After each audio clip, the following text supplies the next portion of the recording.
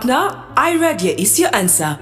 Why choose iRadio? Here are the 5 compiling reasons. Trust and reach. iRadio stands as the most trusted and popular radio station in South Sudan. Backed by recent surveys with a loyal listener base, your message will reach a wide audience effectively. Extensive network.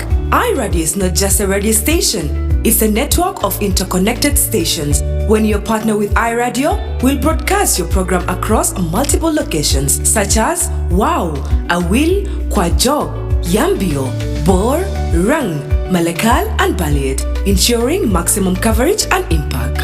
Regional presence.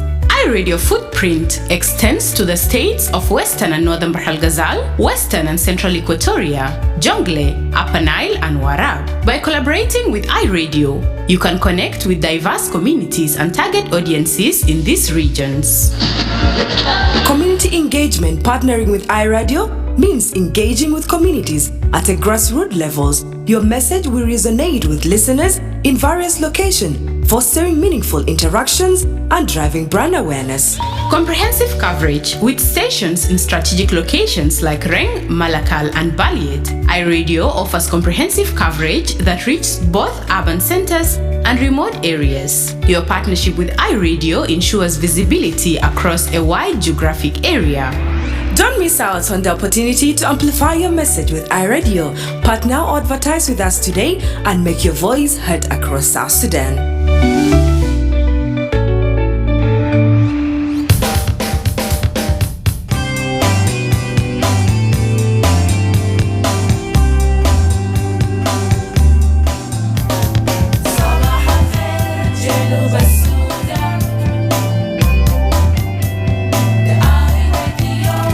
نتاكم في جنوب السودان. The Dawn on iRadio.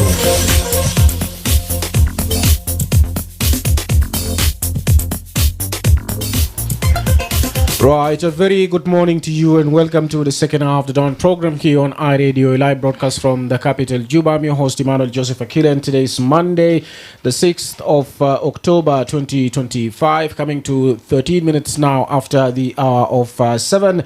I'm joined live in the studio by Patrick Godi, who's youth representatives to the reconstituted Joint Monitoring and Evaluation Commission, and also representing youth during the Tumaini Peace Initiative. It's good to have you with us in the studio this morning, Patrick Godi. It's been a while. Thank you, Akile. It's always a pleasure to be with you on this program. And indeed, it has been a very long time, but I'm happy and also would like to say good morning to our listeners across the country, and I'm looking forward to have a good conversation with you. Right. Many people are questioning the role of RJMEC, saying RJMEC is not living up to its words or the mandate, and they are saying RJMEC has been quiet. So you clarify this to the public as a member there, and what are some of the activities RJMEC has been undertaking lately? I want to begin by saying there has always been misunderstanding about the role and the mandate that RJMEC plays in the whole peace process. One thing that should be made very clear is that RJMEC is the official monitoring and evaluation commission. So basically, what we do in the RJMEC is maybe I should just talk a bit about its composition. Yes, sure. RJMEC is composed of about 43 members, of which the stakeholders, including myself representing youth, women, and faith leaders and others, we are 13 members. The government is represented by 1 member, and then the parties, the SPLM, I think has about 3 or 4, I'm not sure about the exact numbers, and the SPLM-IO is represented, SOR is represented, the OPP is represented, and it also has the region, Uganda, Sudan is represented, IGAD itself is represented, the African Union and the UN. Also with our international friends, the Troika. So what we do is every month we have plenary meetings where based on the agreement provisions, we look at the key aspects that the government has committed to implement within that period. And basically, the Secretariat takes stock of what has been done and what has not been done, and the chairman will bring that report to the plenary, read it out, and then the members will deliberate on the issues that are listed within that report. Of course, since 2018, we have been really very, very slow in implementing this agreement. So most often you find that is noted within the report of the chairman. And we basically get to discuss why are we slow. Some of the issues that are coming out, especially in response to reports from the government, is we do not have the resources. Funding has been a big issue. South Sudan is undergoing an economic crisis. But of course, there are also different voices within the forum, like the stakeholders, who our position has always been that South Sudan does not lack resources. South Sudan is a rich young country, and it can afford commitments that it has made to development, to security, and to reforms as envisioned in the peace agreement. So where are these resources going? So those are the kind of conversations that we have within RGMEC. These conversations are very thorough. These are well thought out conversations that take place. But of course, at the end of the day, the kind of resolutions we reach in these meetings are supposed to be given to the parties themselves to go and think through them and see the areas where they can improve. Right. But also officially, we submit these reports to the IGAD, where it is upon them now to act on any resolution which, for example, in the instance where there is disputes, the IGAD itself, the Council of Ministers as the first place, but also if the issue is too big for the Council of Ministers to handle, then the IGAD heads of summit will be the one to deal with it. So I think that's the first clarity that I wanted to provide. Many South Sudanese, and even within the political domain, have misunderstood and thought maybe RGMEC itself plays a role of enforcement. RGMEC does not have enforcement powers. Right. And something that someone might be also wondering, why IGAD has not been acting on some of the resolutions or the report by RGMEC? Exactly, that's a good question, and I just want to link it to maybe the ongoing political crisis that we have had since March. I think IGAD has tried its level best during this period. We have seen the IGAD Executive Secretary General, he has made a visit to Juba, not only once. He held a joint visit with the AU chairperson, and he also came on his own. And we also have the IGAD Special Envoy, who has been tasked with the day-to-day coordination of the South Sudanese peace process. Why they are not acting on some of those resolutions, really, I cannot be in position to say right now. But I think we'll have wished that if IGAD had played a more stronger role, like they did mediating the peace agreement itself in 2018, perhaps I think it can help in the current escalation in tensions within the country. So we'll actually, maybe I will also take this opportunity to urge the IGAD that really South Sudan is in a very difficult situation, and we'll really need to see our friends from the region stepping up to ensure that we do not relapse back into conflict.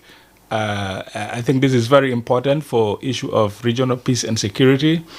We know very well how issues in one member state can also affect others. We have seen how South Sudan has generated millions of refugees, and most often these refugees end up, of course, in the neighboring countries like Uganda, like Kenya and Ethiopia. Mm-hmm. So they themselves are indirectly also affected by ongoing conflicts, and it's in their best interest to see that South Sudan is stable, South Sudan is peaceful, so that we can actually focus on the regional integration agenda, which is development to our people. Right.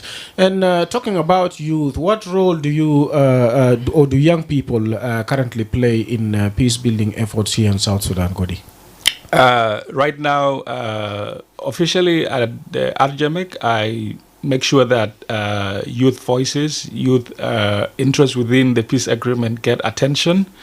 We normally do carry out consultations with young people across the country to get some of the key issues relevant during this period of the implementation of the agreement. And some of the things which are always coming out is the unemployment that young people are facing in the country, the lack of jobs, the lack of educational opportunities. And we try to link this to what also the agreement has provided, because the agreement itself is very comprehensive. The agreement seeks to address some of these issues in many ways. For instance, the youth economic issues. There is a whole chapter in the agreement which talks about reforms, but also specifically to young people will be the Youth Enterprise Development Fund.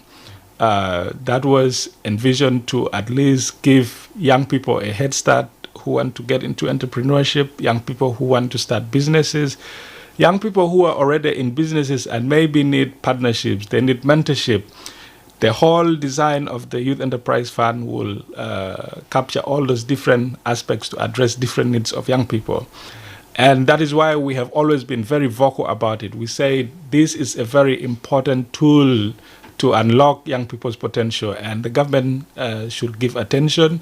The government should establish this fund so that at least it might not be able to solve all the problems, economic problems of young people, but at least it will provide a stepping stone for young people to take their future into their hands economically. Unfortunately, this fund itself has not been established since 2018.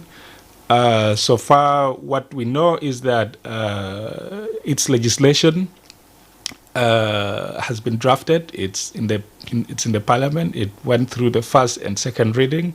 So we're hoping that it can finally make the third reading, and then it can be enacted into law. So we are waiting. But I think an important message I want to send out to our leaders, to our government, is that the future of young people cannot wait. Mm-hmm. The world is really moving very fast, and we equally need to enable our young people to move with the pace that the world is moving in. Otherwise, we risk being left behind, and we already know we have challenges of war. All of this normally they hold you back, and we do not want to be in a situation where we are stuck. We want to see that we make progress. We give young people a conducive environment to come up with creative innovations. We want our young people. Recently, I saw the University of Juba, in partnership with Israel, they launched an aerospace program. Those are the kind of things we need to be channeling our young people's energy towards, because those are the future. And if we cannot give young people these opportunities, then unfortunately we get left behind in how in future our country will actually perform. Right. And since you brought this issue up, let me also ask you, what do you make of the issue of freedom of expression and freedom of opinion, civic and political space in the country, and also internet freedom in the world of AI now, to ensure that young people make positive or good use of the technology? Yeah, that's very important. I think fundamentally young people should be given their freedom to express their thought, the freedom to speech.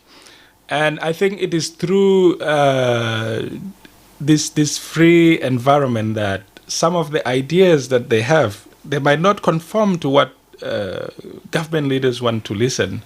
But I think there is always something that come out of these conversations, wide variety of conversations, opinions, which can help in shaping our governance, which can help in addressing some of the problems that we have.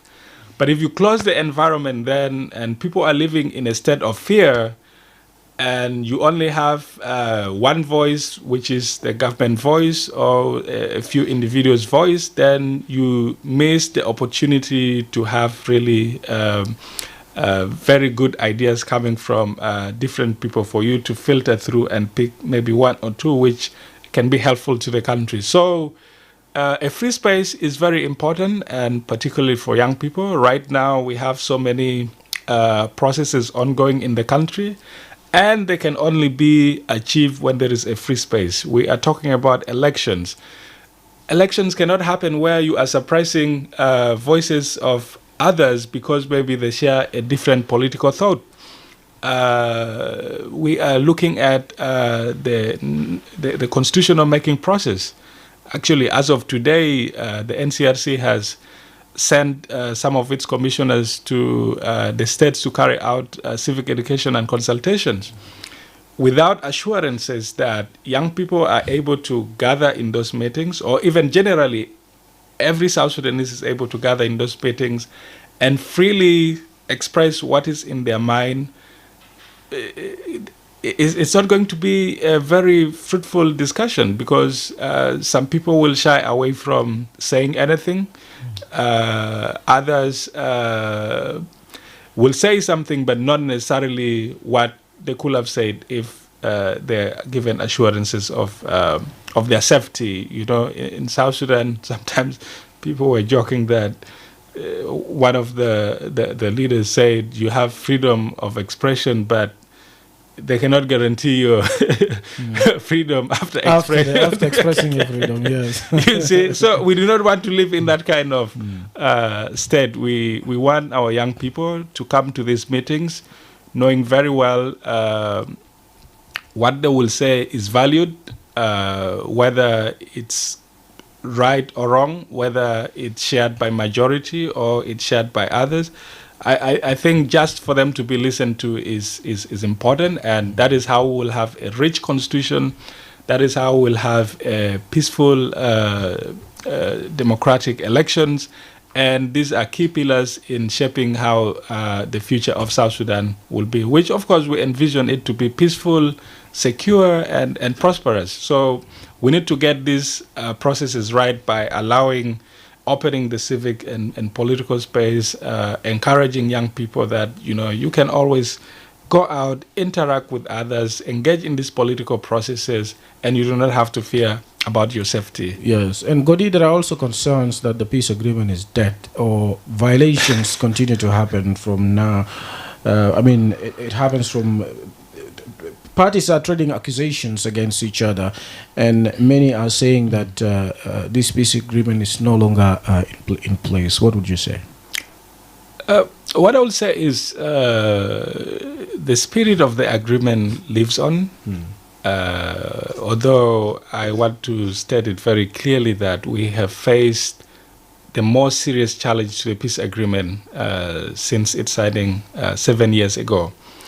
And that is why we have to all come together as stakeholders, as the political parties who are signatory to the agreement.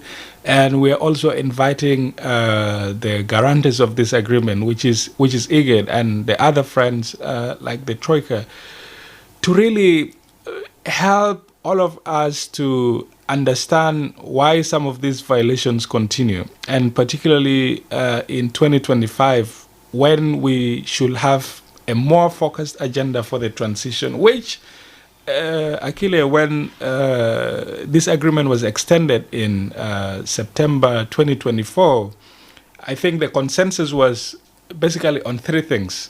Let us focus on the constitution-making process, let's focus on elections, and let us focus on unification of forces. So these are the three priorities when in 2025, February, the new extended period started, were at the back of our minds. And we're thinking, how can we be able to address the funding issue so that these processes can be completed? And I remember there was even a comprehensive plan on the unification of forces, especially the second phase, which, according to the plan that was shared with us in the RJBEC in February, was by November this year, all the security forces from all the parties will have been unified. But if we audit what has taken place. Instead, we have seen devastating attacks on the cantonment sites, on the training centers, and this has in a way reversed even what was already existing. So now this plan that I was talking about has not taken place. So we continue to remain with the problem of having so many forces aligned to different groups, having so many commanders in chiefs.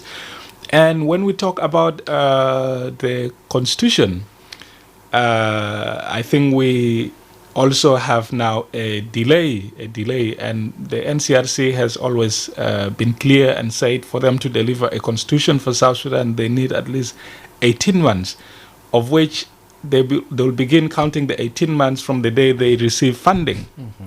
Now, Akile, if you count from today to December 2026, how many months do we have left? I think this is something critical for South Sudanese to take note of, but also the government and the parties and the elections itself. The agreement talks about amendment to the constitutional, to the electoral law. After the constitution is out, then you need to again amend the National Elections Act for it now to conform to the new constitution. If you have any delay in the constitutional process, that means you also delay the electoral process. So as it stands today, we're in a state of uncertainty whether we will have any of these three priorities fulfilled before 2026. But I think that is why we are calling to see that there is dialogue. We want to see the parties sitting together to address some of these violations that have taken place. And of course, you know very well, a lot has changed. A lot has changed in South Sudan in the last 6 months. And it's only through dialogue that we can really be able to come back once again and agree how do we move forward. So what is important right now is really, can we stop the ongoing clashes that are happening, whether it's in Upper Nile or in the Equatorials? Can we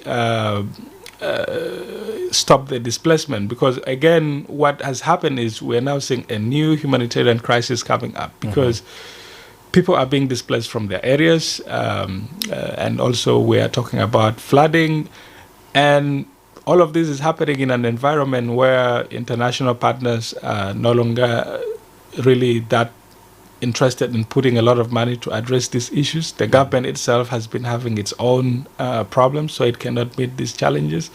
So this means more suffering to our people. And the only way we can really bring an end or reduce this suffering is if we get our political issues right. If we agree and say, let's stop fighting today, let's focus on what can build South Sudan, then that is when people will stop running from their villages. That's when the ambushes on our roads will stop.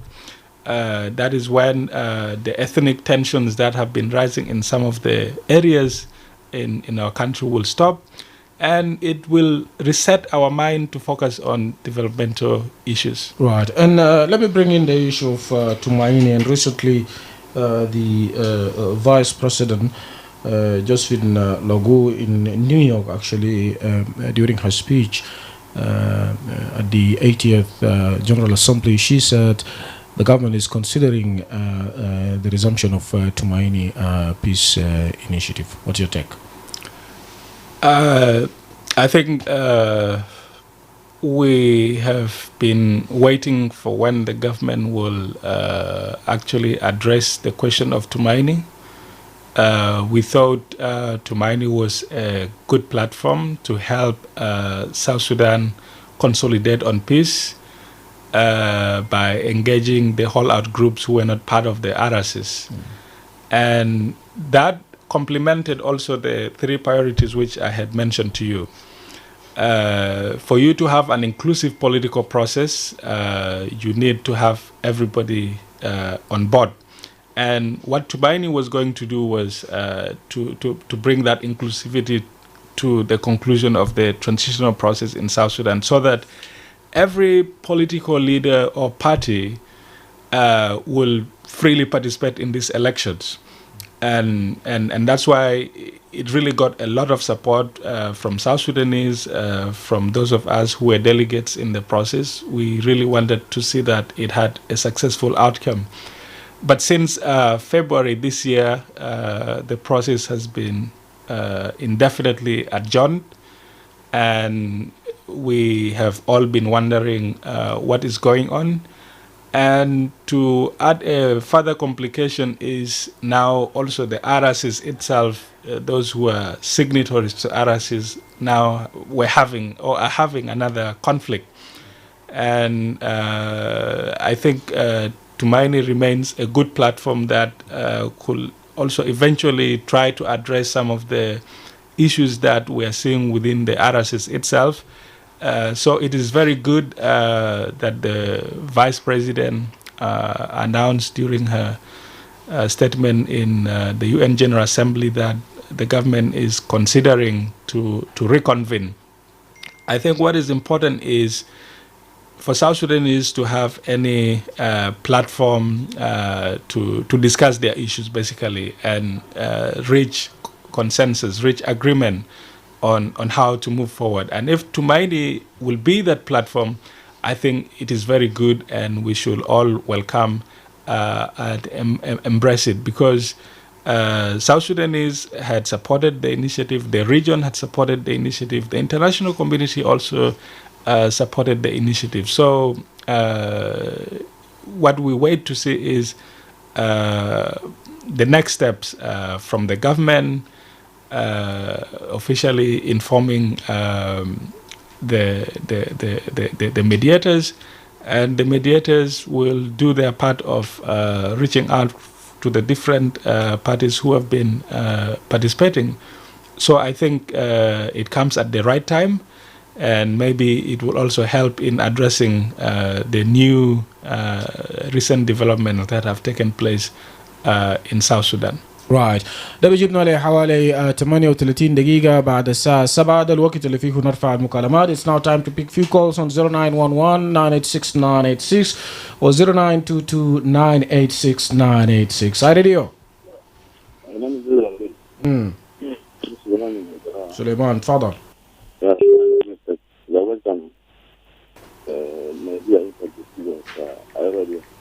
I have two questions. Question number one, our population, 72% are users, and then our government, they are using tools for their benefit. I don't know what is your method to the youth to make sure that there is a peace in South Sudan.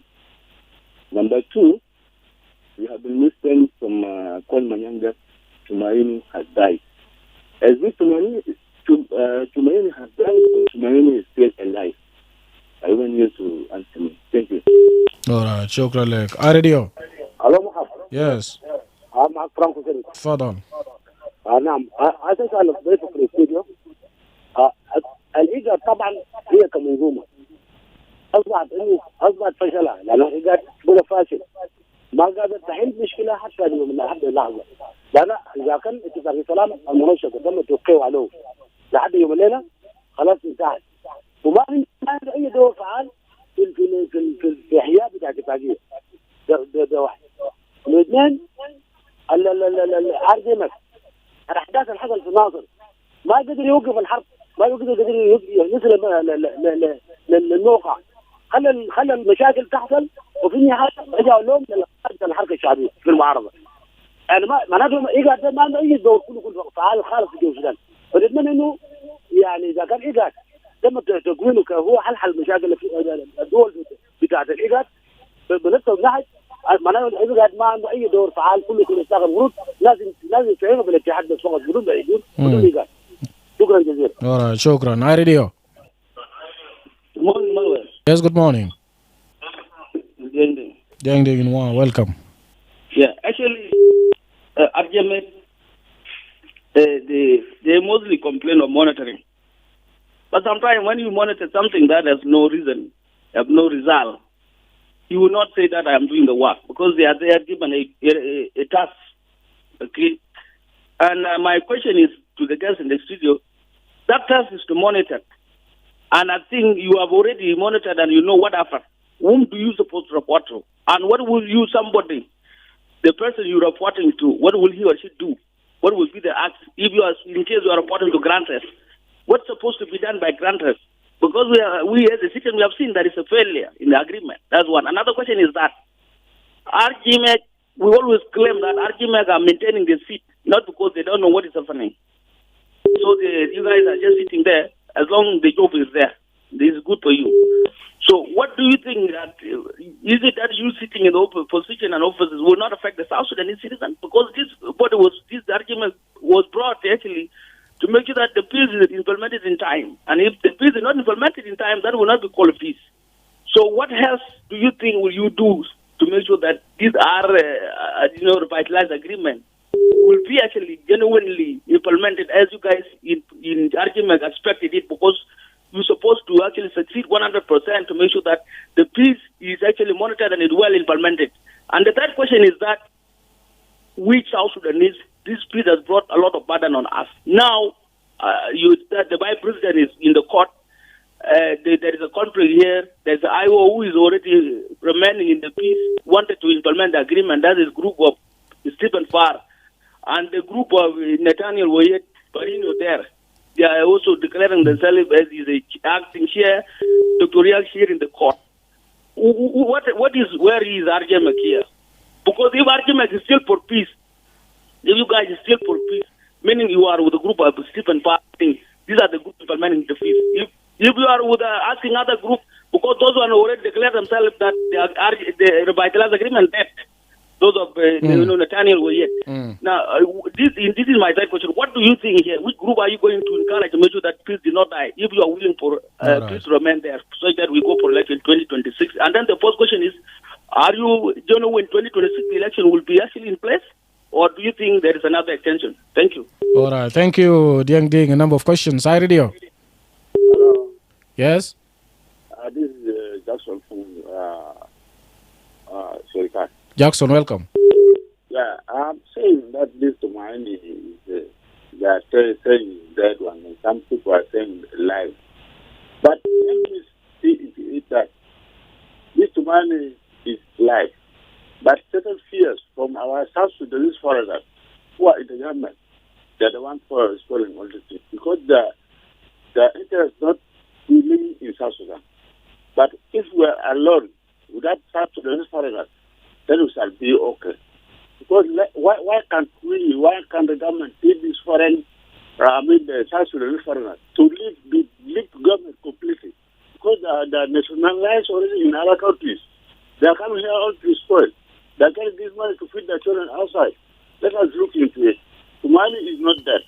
Somali is live when we are on South Sudan. It's not foreign South Sudan. All right. Thank you. Thank you very much. Radio. All right, let's see there on the line. Godi, let's come back to you here in the studio. We have a number of questions. I believe you've noted them down. Suleiman, Franco Sebi, Dieng Ding, and Jackson. Yes, you can now respond to the questions.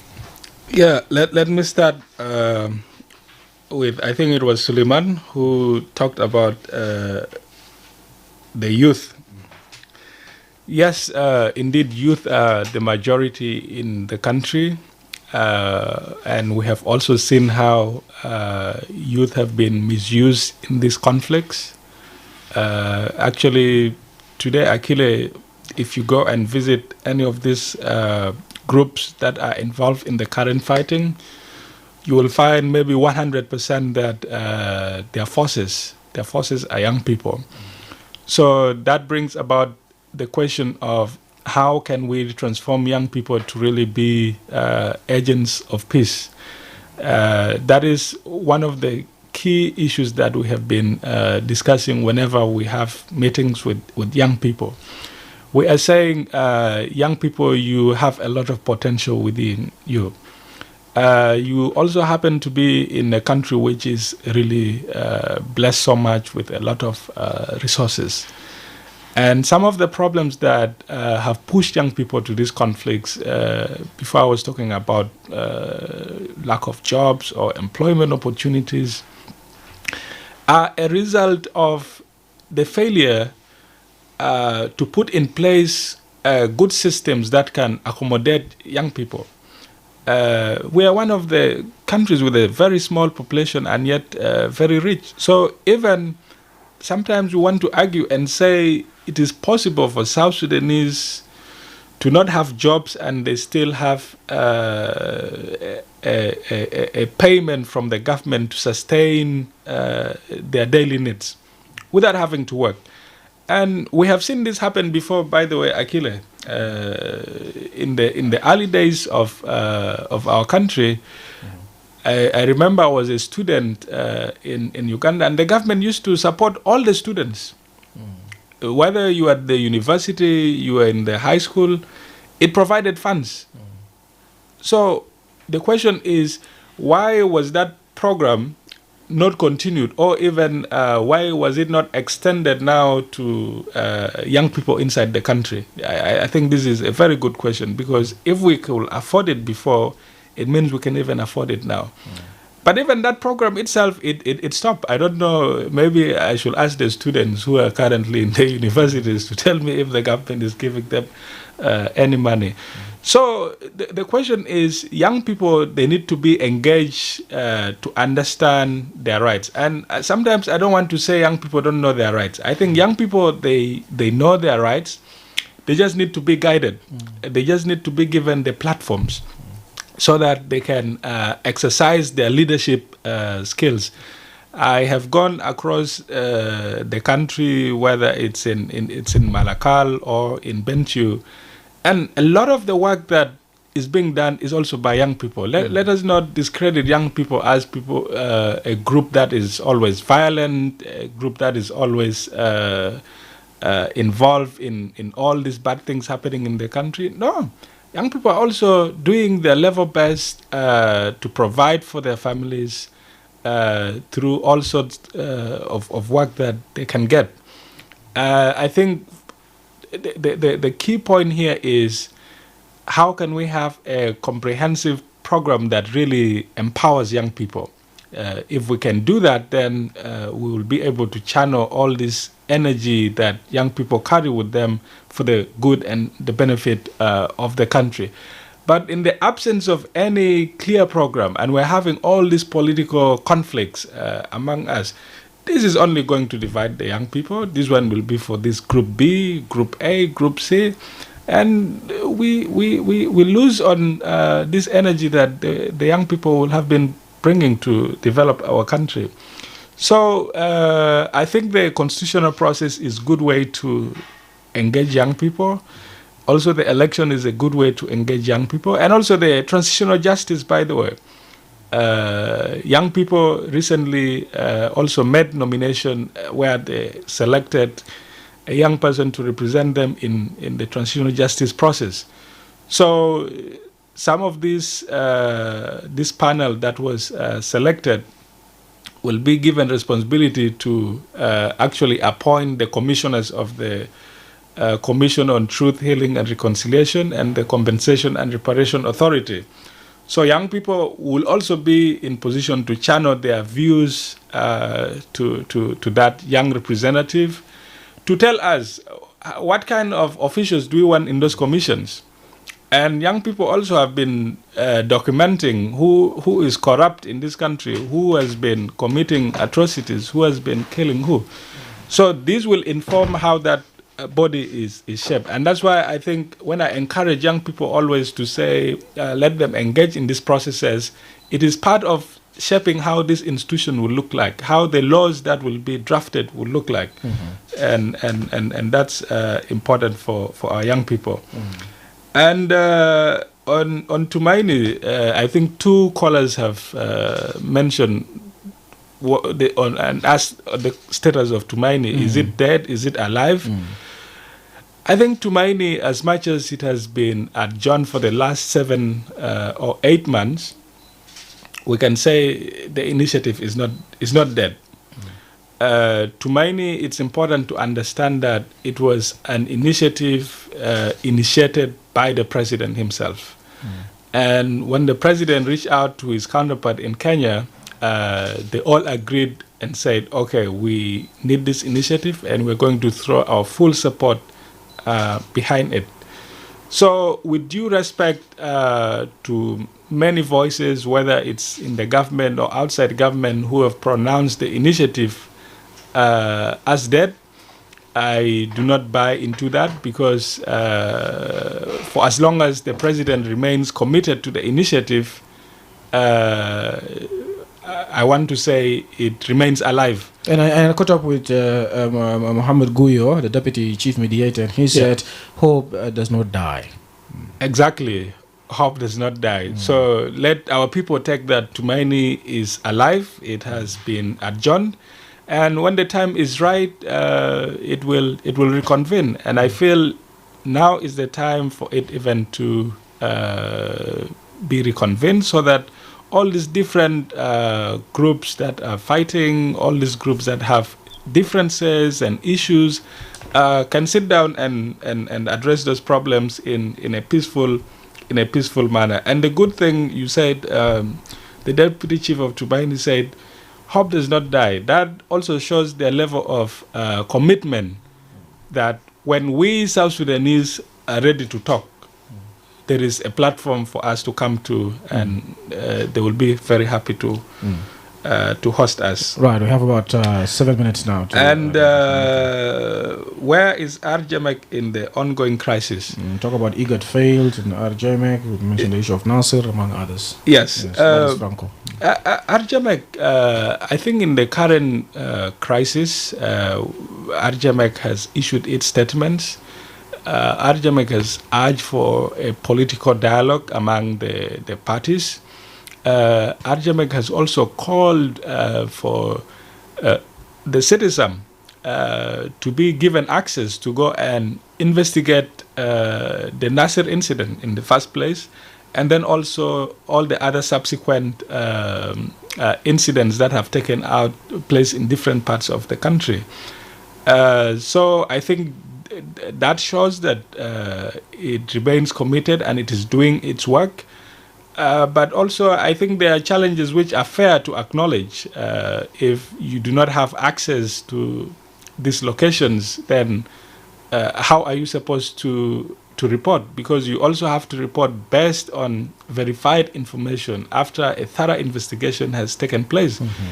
And I could say that officially up to this point, there is no official investigation that has taken place into the Nasser incident because of lack of access to the location. And the agreement empowers citizens to be able to do that job. Mm-hmm. So if it is not doing it, then even you cannot generate a report to say so and so is responsible, this is what happened, and this is how we feel the problem should be addressed. Mm-hmm. And also, coming to the question of IGAD, it is based on these verified reports that IGAD is supposed to take its decision. Mm-hmm. And the question is IGAD the one responsible for enforcing the outcomes of these reports? Yes, that is how the agreement was designed. So all the reports from RJMEC, they go to IGAD, of which the Council of Ministers and the heads of State Assembly can take decisions on any issue which they feel the parties are failing to agree on. And their resolution becomes binding, because IGAD is the same institution which mediated this process. You remember, Akile, during times of difficulties, the parties could not agree on anything. IGAD was able to give compromising positions and said, you guys, you consider this. Mm-hmm. So in the same way, I think they can still be able to come and rescue. And some of these reports also go to the UN and they go to the African Union. And all these are important institutions which help to support the wider peace process in South Sudan. The other question was, will elections take place in 2026? Yes, that's dangling. Of course, I said we had three priorities which could have made these elections to take place on time. Mm-hmm. But right now, at this point, it's difficult to really say whether elections will take place or not. Mm-hmm. But we go by what the extension has dictated, that in December 2026, South Sudan should hold its first elections. So we continue to support efforts towards having those elections in 2026. And we also encourage our citizens to begin holding the leaders accountable, because this is not only a government position but also a commitment from the signatories of the agreement. They said, please, South Sudanese, we know how frustrated, how tired you are with our continuous extension time after time. And somebody was saying, actually, people are more interested in keeping their positions. They say, we understand this is the kind of perceptions you have about us. But we want to deliver you elections in 2026. And this is the last extension that will take place within the period of the agreement. So let us also begin to ask them questions. These are the promises you have told us. What are you doing to make sure that these elections take place on time? Right. And this is actually a part of a civic duty of every South Sudanese citizen to ask their government. Right. And briefly, Jackson was talking about there are individuals, he believes there are individuals who are working hard to spoil the success of Tumaini. Well, he may have a basis to say that. Tumaini was a public forum. You yourself, Akile, you were broadcasting from Nairobi, and we encourage that the platform be open so that South Sudanese know what is going on in the process, and it would be up to every South Sudanese to make judgment of how the process has gone, and based on the actors who were in attendance in the negotiations, who is doing what. So I think that is for every South Sudanese to make their own judgment. But what I can say is that I believe there still remains commitment from the government, the holdout groups, and the stakeholders to make sure that this process is brought to a successful conclusion. And we should also not forget that there were about 3 documents that were signed before the adjournment took place in February. So those show that people from all sides of the political arena, the stakeholders, remain committed to see that the initiative itself is successful, regardless of the many challenges that we have since encountered. So I hope that it can reconvene soon, and South Sudanese will continue also to participate in the process. Hopefully, iRadio, as usual, you will take care of how our people participate in this process. Hopefully, if we get funding, of course. All right. Thank you very much, Patrick Godi, youth representatives to RJM, and also to the Tumaini Peace Initiative. Thank you for joining us on The Dawn today. Thank you so much, Akile. Right. Always a pleasure. All right. With that, we have come to the end of the Dawn edition for today. Join us again tomorrow at the same time to get the latest on what's happening in South Sudan and beyond the borders. Up next, news in Arabic. On behalf of the Dawn team, Paulino Ate, Darlington Moses, and producer Diko Di Andrew, this has been Emmanuel Joseph Akile. Have a good day. We meet again tomorrow.